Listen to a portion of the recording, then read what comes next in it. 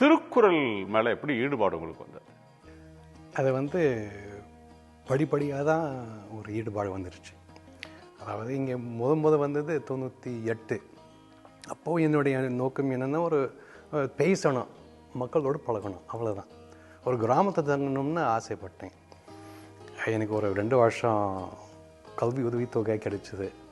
American கல்லூரியில் பேச்சு ஆங்கிலம் சொல்லிக் கொடுத்துக்கிட்டு தமிழ் படிச்சுக்கிட்டு அதோட ஏதாவது படிக்கணுமா ஸ்போக்கன் இங்கிலீஷ் சொல்லிக் கொடுக்க தான் வரீங்க? ஆமாம், அதுக்காக வந்தேன். அது மட்டும் இல்லாமல் தமிழும் படிக்க நான் வந்தேன்.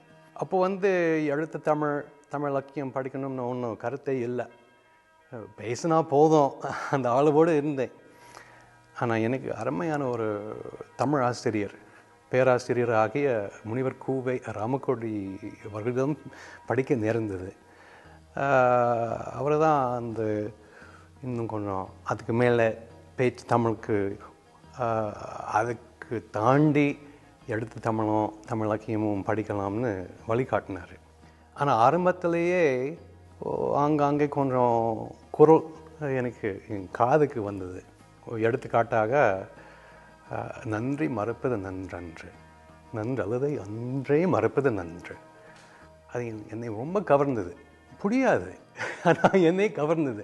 ஏன்னா என்னமோ இருக்கு, ஒரு ஒரு விளையாட்டு இருக்கு இல்லையா, அந்த நன்று நன்றி அன்று அன்றேங்கிற அந்த வாரத்தை வச்சுக்கிட்டு விளையாடுறாரு. என்னை ரொம்ப கவர்ந்தது. அப்படியே நான் மனப்பாடம் பண்ணிட்டேன். அதுக்கப்புறம் பொருள் சொல்லிக் கொடுத்தாரு ஐயா. அதாவது தமிழ்ங்கிறது ஒரு மாபெரும் கடல்.